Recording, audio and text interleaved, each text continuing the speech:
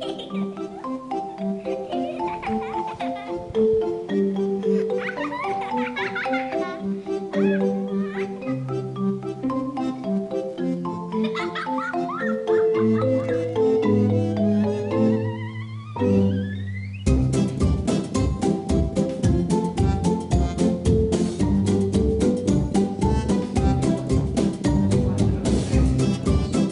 ¿qué tal? Bienvenidos a su programa Salud Infantil y de la Adolescencia. Yo soy el doctor Mario Soto Ramos, neumólogo pediatra, y es para mí un placer llegar hasta donde ustedes se encuentren para presentarles este programa que es especialmente diseñado para llevarles toda la información en relación con la salud desde la infancia hasta la edad de la adolescencia, y siempre estamos muy contentos y agradecidos con nuestros invitados que están dispuestos a compartir su tiempo, que es muy valioso, para darles a ustedes información de primera mano y confiable para que usted pueda mantener pues todo lo que es el concepto de salud en sus hijos, en sus allegados en este grupo de edad. Y siempre mencionamos que salud es el completo bienestar físico, mental y social de todo individuo, y no únicamente la ausencia de enfermedad.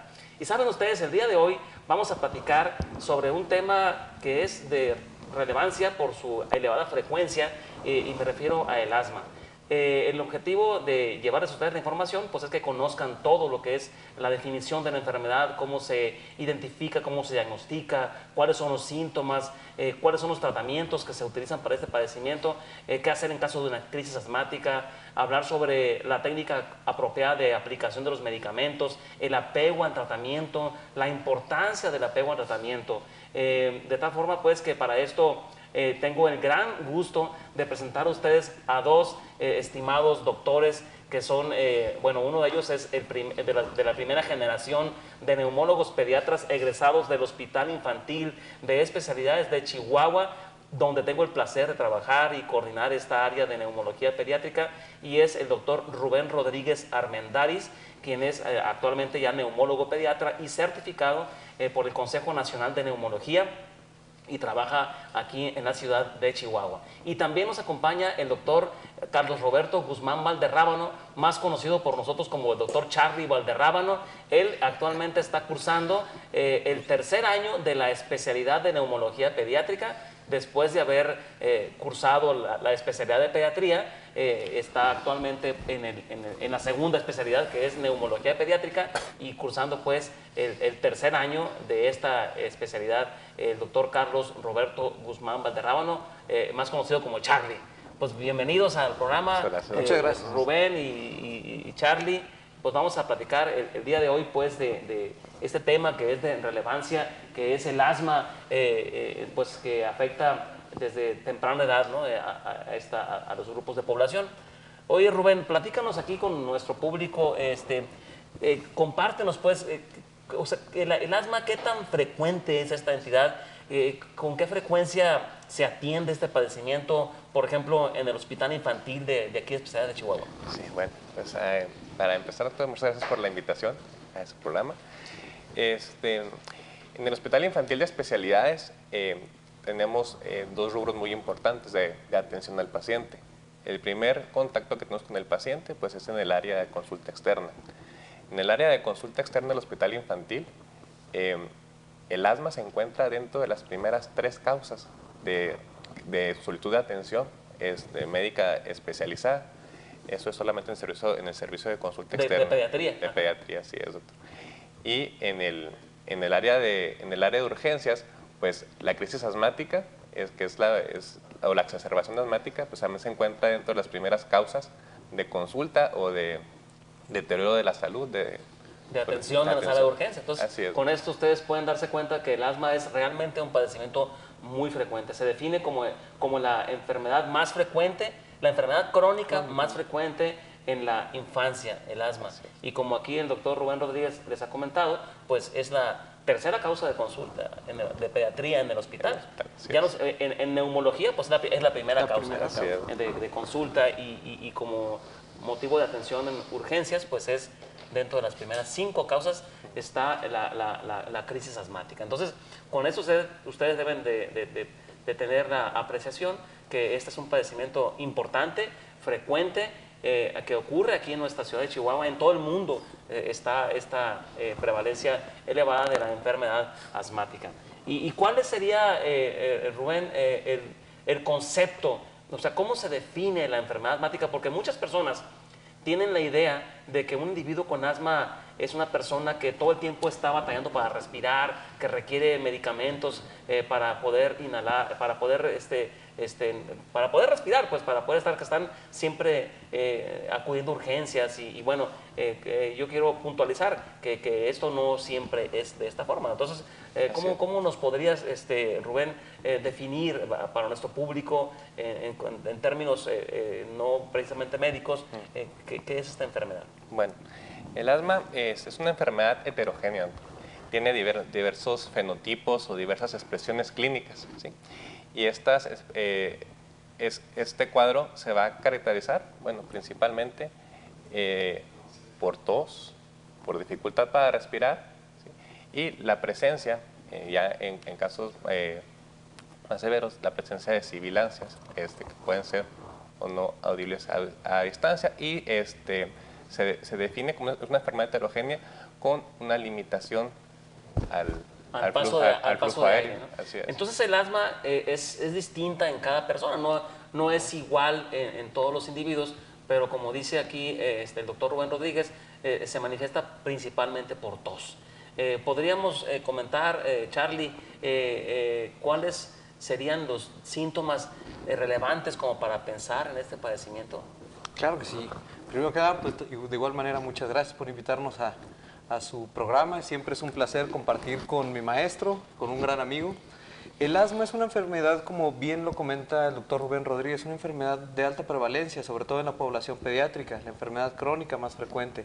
Los síntomas generalmente se caracterizan por presentar tos, dificultad para respirar en los chaparritos. Estos síntomas se van a ver exacerbados generalmente durante la noche o en las primeras horas de la mañana y durante actividad física o situaciones emocionales que pudieran llegar a presentar los pacientes.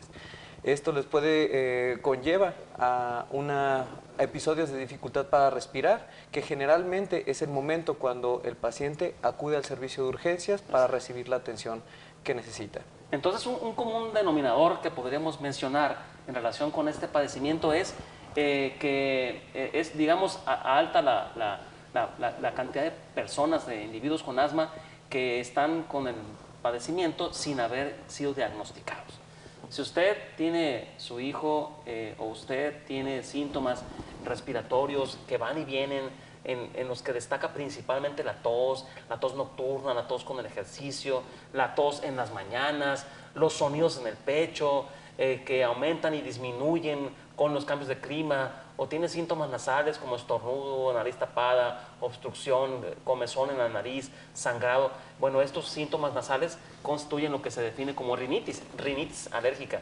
Y los síntomas de tos persistente, tos nocturna, tos con el ejercicio y sonidos en el pecho que van y vienen, como aquí estamos platicando, pues indican la presencia de un trastorno que obstruye la vía respiratoria inferior.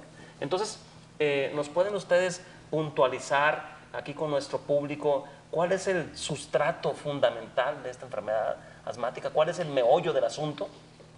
Ok. La enfermedad asmática, el asma por sí misma, es una enfermedad inflamatoria de la vía respiratoria. Esa es una parte muy importante, porque tocando el punto de que es una enfermedad inflamatoria crónica, es como partimos para el tratamiento de los niños, tanto de los niños como de los adultos. Esta inflamación crónica conlleva a un cambio en la estructura de los bronquios, que conforme va pasando el tiempo, la función de estos bronquios que se encargan de meter y sacar aire, de hacer el intercambio de oxígeno, meter oxígeno hacia la sangre, se va deteriorando poco a poco, si no se le da el tratamiento adecuado, a llegar en un momento, dentro de la evolución de la enfermedad, de causar una dificultad respiratoria crónica, que en un momento más futuro puede llegar a presentarse como los pacientes que son fumadores crónicos. Esa dificultad para respirar en cualquier momento. Entonces, el tratamiento fundamentalmente es el uso de medicamentos inhalados con medicamentos antiinflamatorios de la vía respiratoria. Claro, o sea que el enfoque de este padecimiento de asma debe de ser sobre una consideración, como dice aquí Charlie, que es un trastorno inflamatorio de la vía respiratoria. El problema es que está inflamado los bronquios y el tratamiento debe estar dirigido a eliminar esa inflamación persistente de la vía respiratoria, que es la causante de que los síntomas aparezcan como resultado pues del engrosamiento de la pared de los bronquios, del incremento en la cantidad de flemas, de secreciones bronquiales que caracterizan pues que la tos se oye como que un sonido que viene de aquí del pecho y que se presenta este trastorno, de tal forma que debemos de tener en mente siempre que el sustrato o la piedra angular del tratamiento de este padecimiento es eliminar la inflamación crónica de la vía respiratoria.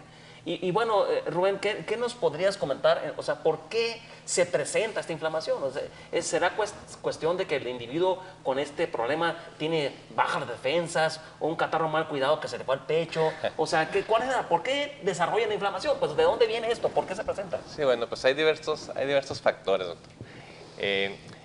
Los principales se relacionan con, sobre todo, si hay antecedentes en la familia, padre o madre con asma. También se ha encontrado, bueno, lo que en pediatría se le conoce como la marcha atópica, ¿sí? Principalmente el eczema, ¿sí? Que es el problema de dermatitis, inflamación de la piel, que puede empezar desde los primeros meses de edad y aunado a otros factores como la rinitis, que ya lo comentamos, y la presencia de sibilancias o silbidos en el pecho. Entonces, o sea, lo que yo quisiera que puntualizaras es por qué se presenta. O sea, ¿por qué un niño con asma? O sea, ¿por qué un niño desarrolla asma? Pues, ¿hay algo que podamos hacer para que no se presente? ¿O por qué es que sucede eso? Pues, ¿por qué se presenta esta inflamación? Bueno, principalmente en los niños, cuando ya se hayan descartado todos esos factores que le comentaba previamente, una de las principales causas son las infecciones de las vías respiratorias por algunos virus que se encuentran pues, en ciertas temporadas, algunos factores ambientales, ¿sí? A nosotros se los platicamos a los familiares cuando nos llegan con el paciente a la consulta con su primer cuadro de sibilancias o dificultad respiratoria, dicen, doctor, ¿esto es asma? Sí, y por lo general el papá nos llega asustados, ¿sí? Claro. Porque cuando llega ya a nosotros con la consulta es que ya se lo diagnosticaron con asma o que muy probablemente va a tener asma. Y el papá lo ve como un diagnóstico a veces trágico, es un diagnóstico trágico para la familia. Así es. Entonces, el punto está en explicar al padre, a los familiares del paciente, que es un cuadro que puede ser transitorio, así es. Sí, exactamente. Esa parte, como dice aquí el doctor Rubén Rodríguez, ustedes deben de saber pues que el asma es un trastorno inflamatorio crónico de la vía respiratoria. ¿Y por qué se presenta esto? Bueno, porque existe una susceptibilidad individual, habitualmente heredada, para que se active de manera anormal esta respuesta inflamatoria que se desarrolla de manera crónica en la vía respiratoria. Entonces, el meollo aquí también está, pues, que cuando uno hace la historia clínica, cuando hacemos la historia clínica y preguntamos por antecedentes, bueno, es muy frecuente que no se documente el antecedente precisamente de que alguien en la familia tenga asma. Y quizás es porque no haya sido diagnosticado, no porque no esté presente alguien con asma en la familia, sino porque así como el niño no fue diagnosticado, es posible que otros familiares tampoco lo hayan sido. De tal manera, pero si preguntamos por la presencia de síntomas respiratorios que aumentan y disminuyen, que tienen tos o que han tenido algún sonido en el pecho, pues eso haría considerar que algún miembro de la familia podría también tener esto. Claro. Es importante mencionar que no es una infección crónica, no se contagia, sino que es más bien una susceptibilidad individual que cuando se conjunta, como decía el doctor Rubén Rodríguez, con factores ambientales, puede detonar la aparición de esta inflamación crónica, como puede ser la exposición temprana a infecciones virales o bien la exposición a factores ambientales alergénicos. Vamos a ir a un corte y ahorita regresamos con ustedes para hablar un poco más sobre el diagnóstico de esta enfermedad, en cuáles son las herramientas diagnósticas y después hablaremos un poco también sobre el tratamiento. Regresamos después del corte. Aquí estamos nuevamente con ustedes hablando sobre el tema de asma en virtud del Día Mundial del Asma que se celebra el primer martes del mes de mayo. Y bueno, estamos que hemos disfrutado del tema con dos grandes médicos, el doctor Rubén Rodríguez Armendáriz, que es neumólogo pediatra recién egresado de la especialidad en el Hospital Infantil de Especialidades de Chihuahua, y el doctor Charlie Valderrábano, así le decimos los que lo vemos todos los días, quien es residente de tercer año de la especialidad de neumología pediátrica. Y hemos platicado con ustedes sobre el concepto de la enfermedad asmática, que es una enfermedad muy frecuente, que es la enfermedad crónica más frecuente que afecta al grupo de la infancia, que se caracteriza por síntomas que fácilmente pueden pasar, pues, si no desapercibidos. Lo que sí pasa frecuentemente o se retrasa es el diagnóstico. Se manifiesta principalmente por tos, la tos nocturna, la tos matutina, la tos con el ejercicio, los síntomas que van y vienen, que empeoran con los cambios de clima. En algunas ocasiones se pueden oír sonidos en el pecho, como que hierve el pecho, como flemas o como un silbido en el pecho. Y también hemos mencionado que hay tratamientos fundamentalmente dirigidos a eliminar el sustrato fundamental de esta enfermedad, que es la inflamación crónica de la vía respiratoria. Ustedes deben de saber que el asma es una enfermedad que inicia frecuentemente en la infancia. O sea, si agarramos a personas en edad de adolescentes o adultos conocidos con asma, nos encontraremos que el 80% de ellos empezaron su enfermedad antes de los 5 años. El asma inicia frecuentemente en la infancia. Sin embargo, hay otra cara de la moneda. O sea, cuando vemos a niños menores de 5 años de edad que acuden porque tienen problemas respiratorios con obstrucción bronquial, con sonidos en el pecho, resulta que la mayoría de ellos tendrán un padecimiento transitorio, como decía ahorita el doctor Rubén Rodríguez. Es decir, una forma de la enfermedad que podemos definir también como asma, pues, pero que es transitoria, que cuando crecen después de los 5 o 6 años ya nunca más tienen problemas. Y bueno, hablando de la causa también más frecuente de obstrucción bronquial sin que sea crónico, son las infecciones también, ciertamente. O sea, si ustedes se ponen a pensar cuál es la causa más frecuente de obstrucción bronquial sin tomar en cuenta el tiempo de evolución, son las infecciones respiratorias, claro que sí. Pero si enfocamos el tema como cuál es la causa más frecuente de obstrucción bronquial recurrente, que va y viene, que empeora con los cambios de climas, pues sin duda que es el asma. Y del asma resulta que la mayoría de niños menores de 5 años con este padecimiento tienen una enfermedad transitoria que se les quita con el crecimiento. De ahí es porque surgen los mitos de que el asma se cura con carne de zorrillo, con aceite de caguama, con un perro chihuahueño y con remedios, pues, que no son medicamentos, porque se aplican a esos pequeños frecuentemente que acuden a consulta o que van, pues, a buscar ayuda, y resulta que se curaron, entre comillas, porque pertenecían a este grupo de pacientes con enfermedad transitoria. Sin embargo, hay un porcentaje de casos de estos niños que continúan teniendo la enfermedad en edades mayores y podemos definirlos como asma persistente, que continúa en edades mayores. Y bueno, vamos a hablar un poco del diagnóstico. Ustedes ya escucharon cuáles son los síntomas, la frecuencia de este padecimiento, pero ahora vamos a hablar un poco de cómo se hace el diagnóstico. Entonces, para eso le quiero preguntar aquí a nuestro amigo, el doctor Rubén Rodríguez Armendáriz y al doctor Charlie Valderrábano, que nos hablen, pues, sobre el diagnóstico de este padecimiento. ¿Cómo hacemos el diagnóstico? ¿Cuál es la herramienta fundamental para hacer el diagnóstico? Si llega un paciente con asma, ¿cómo le hacemos para decir, tú tienes asma? Muy bien. La herramienta fundamental. No es examen, ¿eh? Es muy importante tomar en cuenta que el asma, por definición, incluye no solamente los síntomas persistentes con una presentación que es temporal, de repente tienen episodios en los que se encuentra bien, sino una característica fundamental del asma es que haya una alteración, una disregulación en el flujo aéreo, ¿sale? Y este flujo aéreo, existen formas de cómo verificarlo. De igual manera, otra característica muy importante es que sea reversible a medicamentos. ¿Ok? Reversible medicamentos, o incluso espontáneamente, broncodilatadores o de manera espontánea. Por lo tanto, un estudio fundamental y el estudio diagnóstico de asma son las pruebas de función pulmonar, dentro de ellas la espirometría. Ok, entonces la espirometría es un estudio que me permite a mí corroborar que existe un trastorno obstructivo de la vía aérea y que se revierte con el uso de medicamentos broncodilatadores. Exactamente. Pero es indispensable hacer una espirometría para poder hacer el diagnóstico de esta enfermedad. De manera inicial, el diagnóstico debe de ser clínico.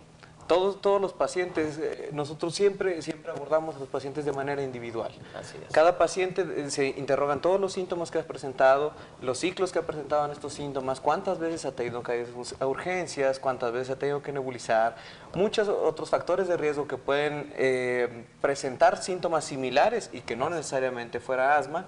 Y digamos que ya nada más para corroborar el diagnóstico utilizamos las pruebas de función respiratoria. Entonces estas pruebas de función respiratoria que ahorita nos va a puntualizar aquí Charlie, son importantes porque nos permiten conocer a profundidad cuál es el comportamiento de la vía aérea en ese trastorno que es fundamentalmente obstructivo.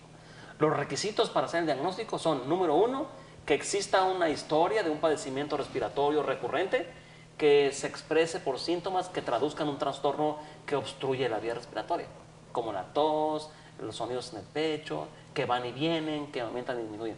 Otro requisito es que no tenga en la historia clínica un padecimiento o algún dato que me hiciera pensar en otro diagnóstico, ¿no? Otro requisito para el diagnóstico de asma es que mejore con medicamentos, ¿no? Para el asma, ¿no?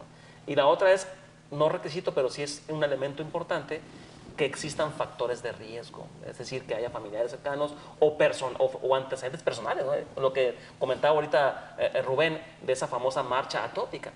Miren, es difícil, pero no imposible, hacer el diagnóstico de asma ante el primer cuadro de obstrucción bronquial. Claro.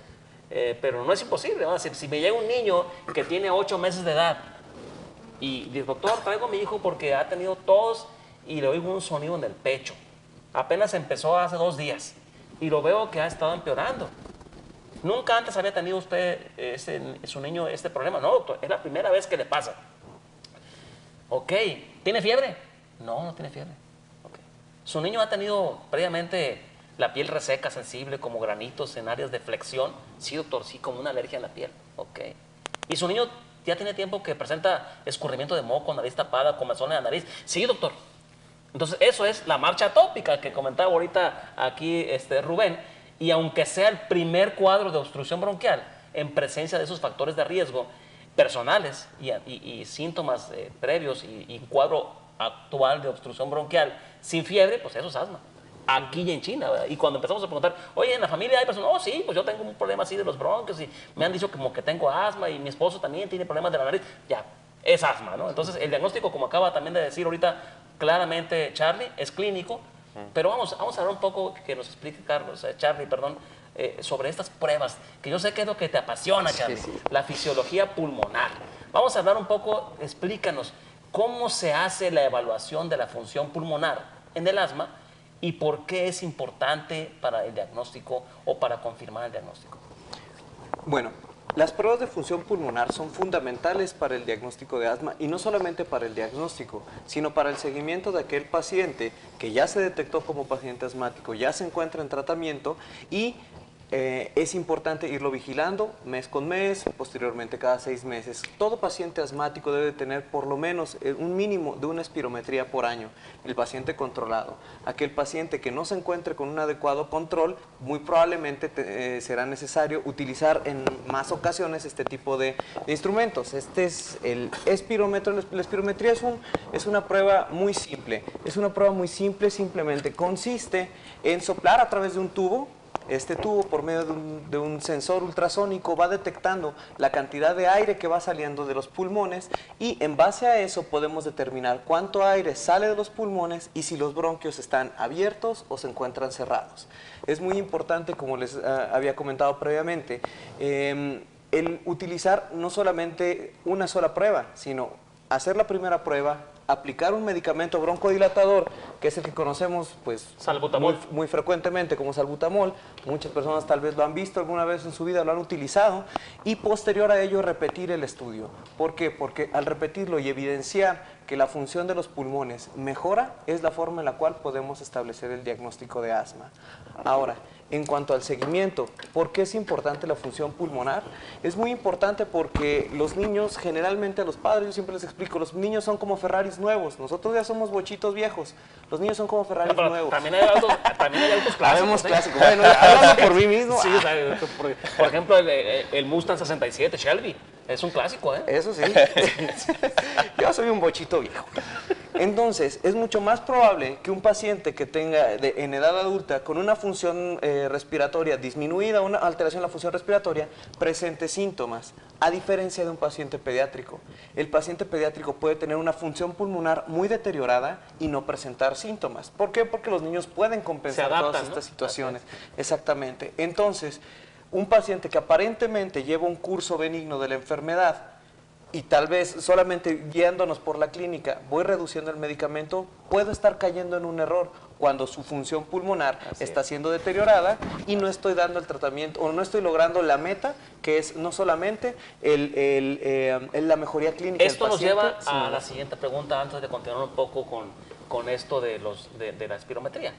¿Cuáles son los objetivos del tratamiento a largo plazo en el asma? Eso que nos lo diga Rubén. A ver, Rubén, échale. Bueno. Que salga de tu ronco pecho. Ok, antes de... ¿Cuáles son los objetivos de tratamiento? Bueno, primeramente tenemos que alcanzar el control de los síntomas. Alcanzar Ese el es uno de control. los objetivos principales. O sea, que no tenga tos nocturna, ni tos con ejercicio, ni nada de eso. Okay.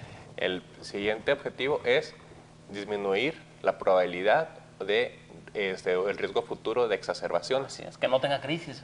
Así es. Y por último, evaluar o también disminuir el riesgo de efectos secundarios del medicamento. Que no tenga efectos secundarios por los medicamentos. Muy bien. Así es. Y uno importante que acaba de decir ahorita Charlie.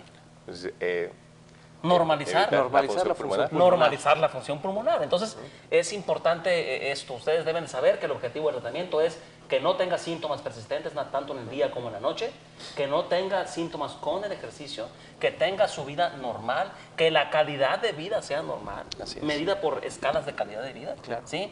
Que no tenga efectos secundarios por los medicamentos y que la función pulmonar sea normal, medida por espirometría, como acabas ahorita de mencionar, Charlie. Y entonces, la espirometría es un estudio sencillo. ¿A partir de qué edad se puede hacer? Ese es el pequeño detalle de la espirometría. La espirometría podemos empezar a hacerla a partir de los 5 años de edad. ¿Por qué? Dado que requiere cierta cooperación del paciente y necesita llevar ciertas instrucciones. Actualmente existen guías que nos hablan de espirometrías de los 3 a los 5 años de edad, pero todavía no es tan sencillo realizar este estudio en un paciente menor de 5 años. Para eso quizás podría ser la oscilometría de impulso. Exactamente, para eso existen otro tipo de estudios, como por ejemplo la oscilometría del pulso, de impulso, en la cual se mide la resistencia de la vía aérea. ¿Okay? Es un estudio un poco más sencillo. Oye, Charlie, y aquí veo que tienes en la mesa un flujómetro. Exactamente. Este flujómetro, a ver, Charlie. Este aparatito se llama flujómetro. Este flujómetro, como habíamos platicado de manera previa con respecto a lo que son los componentes para poder diagnosticar o para poder establecer el diagnóstico de asma, tiene que haber una variabilidad en el flujo aéreo. Entonces, otra de las formas en las cuales podemos determinar el flujo aéreo es a través de un flujómetro.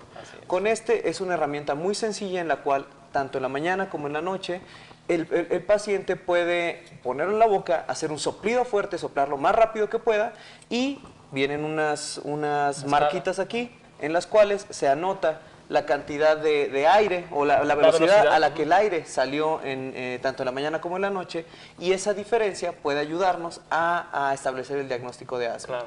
No solamente eso, es una herramienta muy útil para el paciente que tiene asma. Para el control, ¿no? Exactamente. Para ver cómo anda, ¿no? Y también para Detectar checar o checar una exacerbación, ya que se individualiza los parámetros normales, se coloca como un semáforo en el cual nos habla de que cuando está en color verde, la función pulmonar está dentro de lo normal, amarillo, aguas, ya te estás poniendo grave, y rojo, está enfermo el niño, hay que utilizar medicamentos de rescate. Claro. Entonces es una herramienta muy útil muy sencilla de utilizar, incluso se puede utilizar en menores de 5 años, ya que no se requiere gran cooperación para hacer el estudio, y es muy útil que la tengan los pacientes en sus casas y sepan usarla. Exactamente, ese flujómetro es muy importante, pues, porque como acabas de decir, permite identificar visualmente al paciente cómo está el problema obstructivo de los bronquios y a veces incluso detectar una crisis antes de que aparezcan los síntomas, ¿no? Claro, a veces le decimos a los pacientes, ¿sabe qué? Mire, consígase un flujómetro y todos los días, así como se lava los dientes, mídase la flujometría, porque puede ser que algún día las cosas puede ser que estén empeorando y antes de que aparezcan los síntomas se observa una disminución de la velocidad con la que se expulsa el aire de los pulmones, lo cual puede ser medido muy bien a través de este aparato que detecta, pues, que a través de un marcador ahí que se desplaza con el aire cuando se sopla como si fuera una ¿cómo se llama? Una cerbatana, Como una ¿no? cerbatana. Soplar fuerte. Ajá. Y entonces ahí se mide esta velocidad con la que expulsa el aire, ¿no? Entonces hasta aquí ustedes han podido constatar que el asma es una enfermedad variable, no es igual en todos los individuos, incluso puede cambiar en un mismo individuo durante el tiempo, que puede ser frecuentemente retrasado el diagnóstico. Y también sucede algo importante, ¿saben? Hay pacientes conocidos con asma que tienen un tratamiento inapropiado. Quizás porque no se les haya explicado la importancia del tratamiento a largo plazo en el sentido del manejo de la inflamación crónica. Y muchos individuos con asma únicamente utilizan medicamentos de rescate para aliviar los síntomas, ¿no? Y de ahí viene la siguiente pregunta, ¿no? ¿Cuáles son los tratamientos para el asma? ¿Cómo nos podemos dividir los tratamientos para el asma? Claro que sí. El tratamiento para el asma se divide en un tratamiento de mantenimiento, por así decirlo, ¿sí? El tratamiento de mantenimiento viene con el objetivo de evitar que el paciente se enferme, ¿sí? Que sufra recaídas, ¿sí? Así es. Y principalmente ahorita tenemos varias formulaciones o presentaciones del medicamento. Por lo general siempre combinan un medicamento, un broncodilatador, pero de acción más prolongada en combinación con un medicamento antiinflamatorio en forma inhalada, ¿sí? Esos son los tratamientos de mantenimiento. Y también viene otro tratamiento que también lo conocemos o se lo explicamos al familiar como un tratamiento de rescate. ¿Por qué de rescate? Porque rápidamente va a mejorar los síntomas de tos, la dificultad para respirar y los silbidos o los pillos en el pecho. Es decir, los medicamentos de rescate se usan por poquitos días cuando hay un incremento de síntomas, que es lo que constituye lo que decimos una crisis asmática o una exacerbación del asma. Y los medicamentos de control a largo plazo o de mantenimiento, que están dirigidos a eliminar esa inflamación persistente de la vía respiratoria.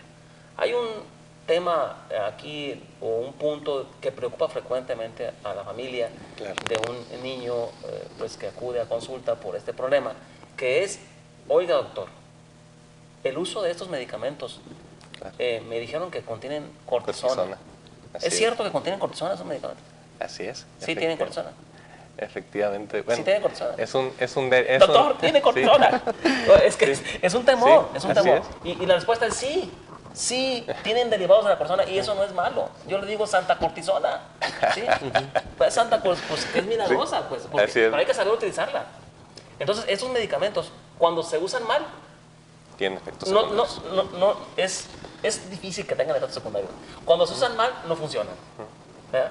Porque para que tuvieran efectos secundarios, el uso de medicamentos derivados de la cortisona aplicados por vía inhalada, tendrían que acabarse un frasco cada 5 días, ¿no? Para poder decir, estamos usando dosis elevadas, ¿no? Porque el punto aquí es precisamente la dosis que contienen estos medicamentos. ¿Cómo es la dosis? Bueno, de estos medicamentos, doctor, hay varias dosis dependiendo del tipo de presentación del medicamento, pero por lo general las dosis que usamos en los pacientes, principalmente en nuestra población, que son los niños, son dosis controladas, dosis estandarizadas, cuyos efectos van a ser a nivel local, no tienen ninguna absorción a nivel sistémico. Y eso es lo que se le debe de explicar al familiar, pues para que en ese punto esté controlado. Hay esteroides inhalados, ¿sí? Y esteroides sistémicos. Los ¿sistémicos qué significa? Que se toman que pueden ser vía oral o vía intramuscular. O inyectados o por la vena, ¿no? Así es. De esos medicamentos esteroides sistémicos o que se toman vía oral o intramuscular, esos son los que se usan por breves periodos de tiempo. Claro. ya que con ellos existe un poquito más de probabilidad de que presente algunos De efectos secundarios. ¿Y cuáles son esos efectos secundarios que son temidos y bueno, y que sí pueden existir, definitivamente sí pueden existir efectos secundarios cuando los medicamentos derivados de la cortisona no son usados correctamente?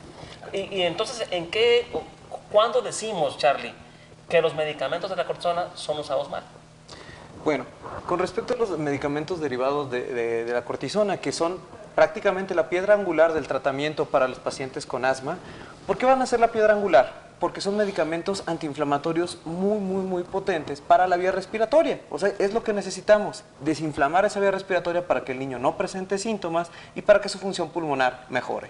Una cuestión muy importante, o de los efectos secundarios que se pueden presentar por el uso de medicamentos en inhalador, como este medicamento que tenemos aquí, son reacciones locales generalmente, porque la dosis de medicamento derivado del esteroide son muy bajas. O sea, que no le va a subir el azúcar, ni se va a quedar chaparro, ni le va a salir joroba, ni le va a salir acné, ni le va a dar diabetes, ni le van a aparecer cataratas. Exactamente, eso es lo que no va a suceder. Los únicos efectos colaterales que se han reportado que se presentan con este tipo de medicamentos son reacciones locales. ¿Qué pasa? Que algún hongo llegue y colonice en la boca. ¿Y esos efectos secundarios se eliminan o se minimizan de qué manera? La forma de eliminar estos efectos secundarios es con una técnica adecuada de aplicación de los medicamentos. Y esta técnica adecuada de aplicación de medicamentos incluye este aparatito que tenemos aquí, de espaciadores, ¿no? Que se llaman espaciadores. Este es uno de los ejemplos. ¿Qué característica tienen estos espaciadores? El medicamento no llega directamente a la boca.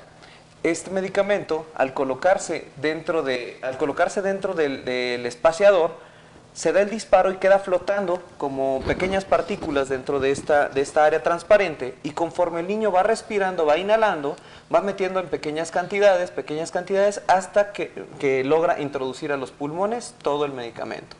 Posterior a la aplicación del medicamento, siempre se recomienda a todos los pacientes que se les ofrezca agua o que se enjuaguen la boca o se cepillen los dientes para evitar estos efectos colaterales. Para que de esa manera no. Sí, esa parte es importante. Ustedes deben de saber que esos medicamentos se aplican en dosis muy bajas. O sea, por ejemplo, hay uno que contiene 50 microgramos de un medicamento derivado de la cortisona.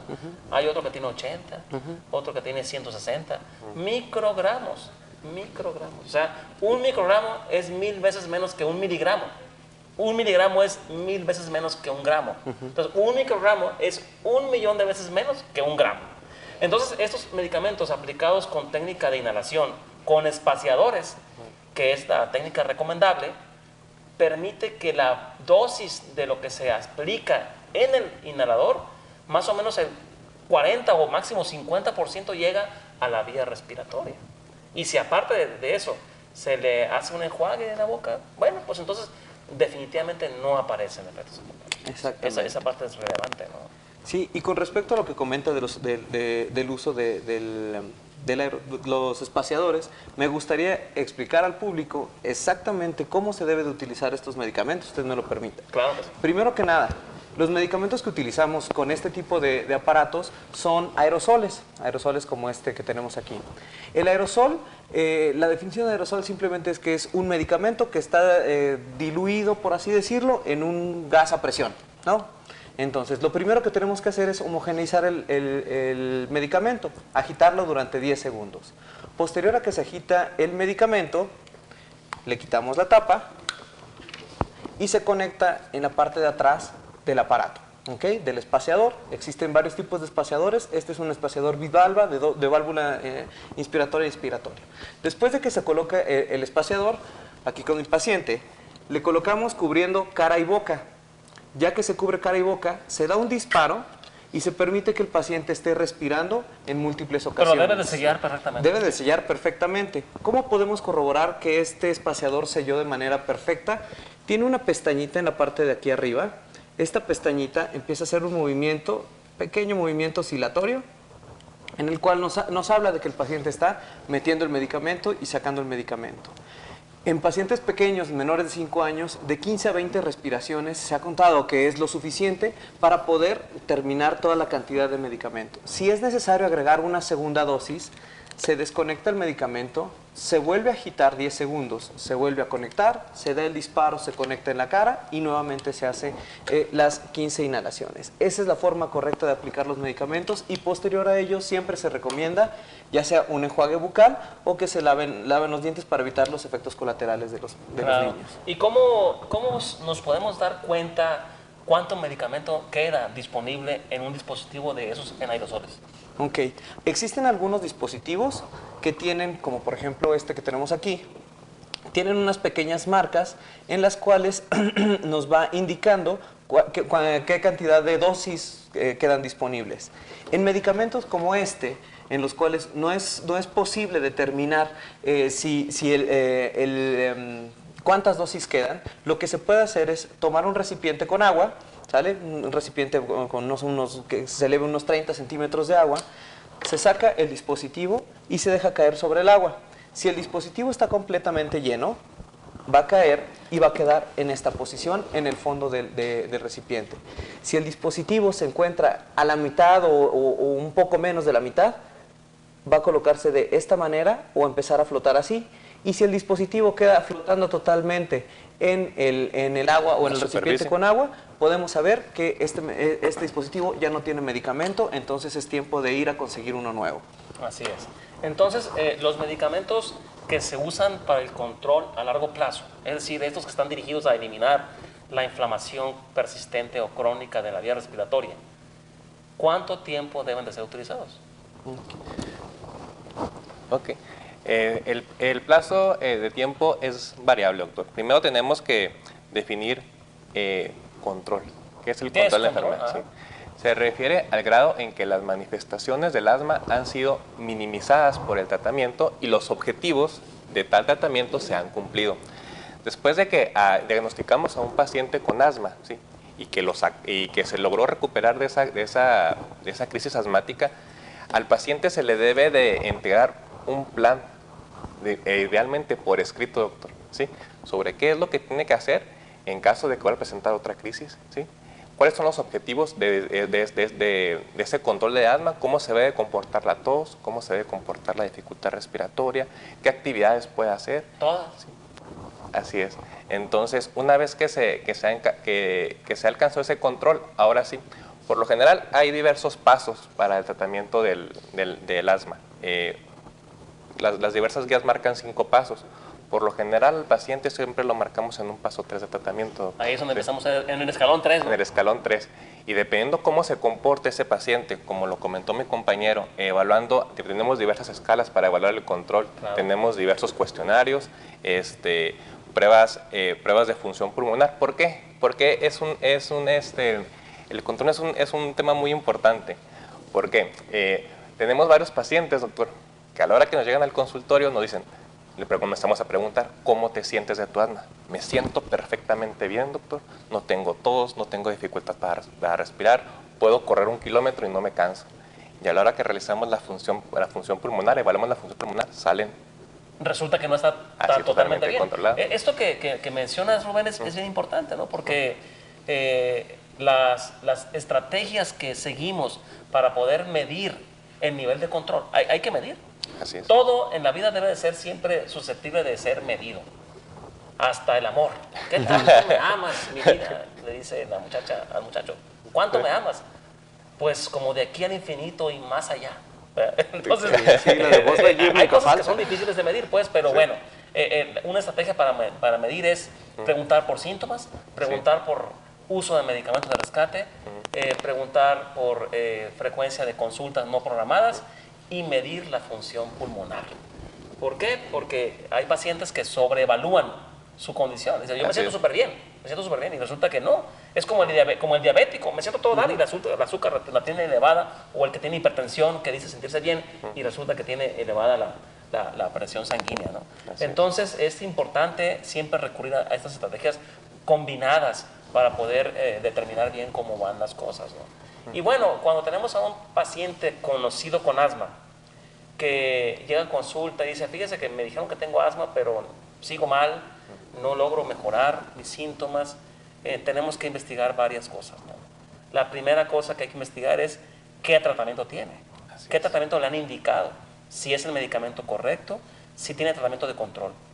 Y resulta que sí, doctor, me indicaron este medicamento. ¿Ok? La segunda cosa que hay que preguntarle, ¿qué sería? La aplicación. ¿Se lo aplica el tratamiento? Así es. ¿Tiene apego al tratamiento? ¿Adherencia al tratamiento? O sea, ¿está siguiendo las indicaciones? ¿Sí?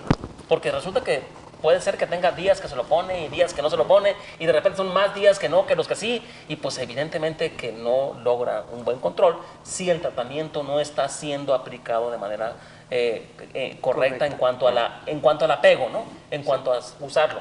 Y otro punto crítico que habría que investigar. Los factores de riesgo. Factores externos que puedan condicionar que el paciente, a pesar de un buen tratamiento, a pesar de que se esté dando por medio de la técnica adecuada, predispongan a que el paciente presente inflamación de la vía respiratoria. Dentro de ellos... La exposición a factores ambientales. Exactamente. Que agrupamos como las 7 P's. Exactamente, conocidas como las 7 P's, que vamos a hablar solamente de las principales. Sí, sí. El tabaquismo, que es una situación muy importante. Sí. Aquellos pacientes que son expuestos a humo de tabaco, y no solamente al humo directo, sino el paciente que es expuesto, o que el padre fuma, madre fuma, y que generalmente están impregnados con ese aroma a cigarro, puede predisponer a que los niños presenten crisis asmáticas. La exposición a contaminantes ambientales, ya sea, por ejemplo, que se utilicen fertilizantes, que se utilicen aerosoles para matar cucarachas, para matar algún insecto, que pueden ocasionar inflamación de la vía respiratoria. Otro de los factores de exposición, alergenos pues relacionados con el medio ambiente. Generalmente los pacientes pueden presentar exacerbaciones o crisis en épocas de polinización, en sitios donde se encuentren expuestos a una cantidad alta de polen. ¿Okay? Y bueno, entonces es importante esto, el tratamiento correcto, La técnica. el apego al tratamiento, es decir, que la adherencia, la técnica de inhalación de los aerosoles, los factores ambientales adversos, claro. Otros factores que tenga La que tenga enfermedades asociadas. ¿Verdad? Si tiene asma y tiene sinusitis, pues pasa como en el ranchero, las gallinas de arriba ensucian a las de abajo. Exacto. El asma y el reflujo gastroesofágico, Muy importante. el asma y la obesidad, el asma y la apnea obstructiva del sueño, que es cuando se obstruye el aire al respirar, la ansiedad, factores la depresión. emocionales. El asma puede tener repercusiones emocionales y el factor emocional impide el control del asma. Y bueno, el otro punto que hay que siempre investigar desde un principio y nunca quitar el dedo del renglón es la posibilidad de que no fuera asma, ¿no? Que tenga otra enfermedad y que estemos enfrentándonos a una condición que parece ser asma, pero resulta que no es esta enfermedad. Bueno, pues realmente hay mucho siempre de qué hablar en el contexto de este padecimiento que nos apasiona a todos nosotros y que siempre estamos en la mejor disposición de compartir con ustedes esta información a través de cualquier medio, en el Facebook, en las redes sociales, en el consultorio, cuando llegan ustedes a atenderse a consulta con cualquiera de nosotros en el hospital infantil o a nivel particular, ustedes tengan la certeza de que nuestro grupo de trabajo, que somos los neumólogos pediatras del hospital infantil, que trabajamos además en otros lugares, tenemos la convicción total de brindarle a ustedes la información apropiada para que hagamos un buen trabajo de equipo. En este grupo de equipo de trabajo ustedes son los más importantes. Nosotros guiamos, recomendamos, hacemos recomendaciones, pero ustedes son quienes las llevan a cabo. De ahí la importancia del conocimiento pleno de este padecimiento y de ahí pues que estemos aquí platicando con ustedes, con nuestro residente Charly Valderrábano y nuestro compañero, colega, ya neumólogo pediatra certificado, el doctor Rubén Rodríguez Armentaris.